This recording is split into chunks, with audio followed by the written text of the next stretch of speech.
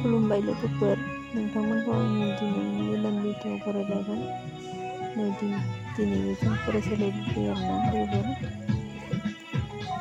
गथ'फोरनि हान्जा सुरनाय दङ बेयावनो सारमोनहा जोंखौबो खावलायनाय लेखायै जों फैबाय आरोना लोगोफोर नोंथांमोनहा आंनि भिडिअखौ नायनानै शेयार साबस्क्राइब खालामनाय जाबाय गथ'फोरखौ मोसानो फोरोंगासिनो 15 आगस्टआव मोसागोन आरोना बिसोरो दा फोरोंगासिनो मोजाङै रोंजोबाखै नोंथांमोना 15 आगस्टआव गथ'फोरनि मोसानायखौ नुनो मोनगोन नेनानै थागोन होनना आसा खालामबाय आंनि भिडिअखौ नायलांबाय थादों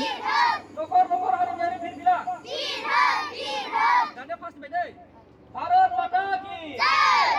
भारत माता की जय इनकलाब जिंदाबाद इनकलाब जिंदाबाद वंदे मातरम जय जिंदाबाद जिंदाबाद जिंदाबाद जिंदाबाद जिंदाबाद जिंदाबाद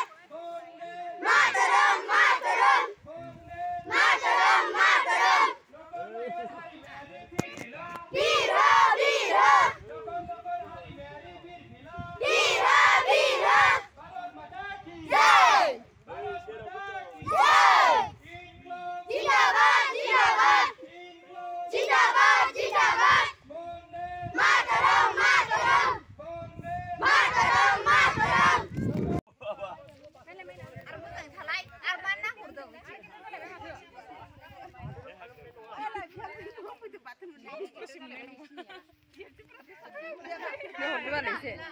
फिरफिलाजों हायोबाय नामा लागासिनो दाहाय हरदो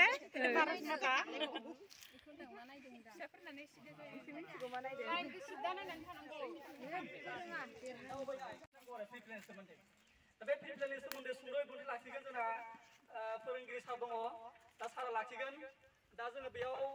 बिबुंथि लाखिनायखौ दसे भिडिअ खालामनानै ओमफ्राय सारा फिरफिलानि सोमोन्दै बुंगोन दा बुंनानै जोङो फोजोबनानै फरायसालियाव जों हाबहैगोन आरोखि दा बे समाव आं सारखौ फिरफिलानि सोमोन्दै सुंद'यै बुंथि लाखिनो थाखाय खावलायनाय जाबाय आथिं सोमावबाय थादो लासै लासैनो नैबेखौ आथिंखौ मानोना गरम दिनै सनापुर गुदि फरायसालि लोगोसे सोरगिदिं सनापुर गुदि फरायसालिनि बेंनायाव थानाय सनापुर गामिनिनो मानगोनां रायजो राजा लोगोसे जोंनि सनापुर गुदि फरायसालिनि उन्दै उन्दै फरायसुला फरायसुलि आरो फोरोंगिरि लोगोसे आफादगिरि आरो गुबुन गुबुन दालाय आफादनि सोद्रोमाजों नोंथांमोन दिनै जा हान्जा सुरनाय बे हान्जा सुरनाया जाबाय आसाम नाङैनो भारत नाङै खुंनायनि बेलायाव जोङो आसाम नाङैनो दा जोंनोबो बिबान हरदों बे लेखा जोंबो दिनै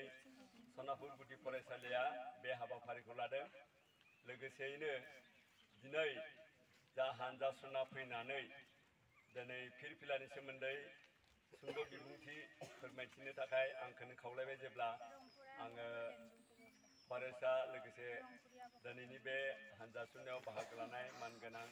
गासैबो सनापुर गुदि फरायसालिनिनो गुबुन गुबुन मानगोनां आफादगिरिनि लोगोसे बिबानगिरि नोंथांमोन आं सुंद'यै बुंनो सानबाय खारन बोथोराबो बिदिनो जोबोर गुदुं ओंखायनो सुंद'यै आं बुंनो सानबाय 76थि जोङो खुंगोन जेयानो जायाथों बे खुंनायाव दिनै रायजोफोरखौ जोङो गुबुन गुबुन संस्थानि बा मावख'फोरनिफ्राय जेरैबायदि 15 आगस्टखौ खुंगोन थिग बिब्दिनो भारत सरकारा देग्लाय मा होनदों मा महत्सब होनना बुंदों आजादी का अमृत महोत्सव होनना बुंदों बे अमृत महोत्सवआव गासै रायजो राजाखौनो साग्रिद जानानै फिरफिला बिरनो थाखाय खावलायदों थिग बिब्दिनो जोंबो दिनै गुदि फरायसालिया बे हाबाफारिखौनो मावनायाव हान्जा सुरदों बे हान्जा सुरनायाव आङो फिरफिलाखौ सुंद'यै बुंनो सानबाय जोंनि फिरफिलाया जाबाय मोनथाम गाबनि हायुङारि फिरफिला बाराव बिरनानै थायो।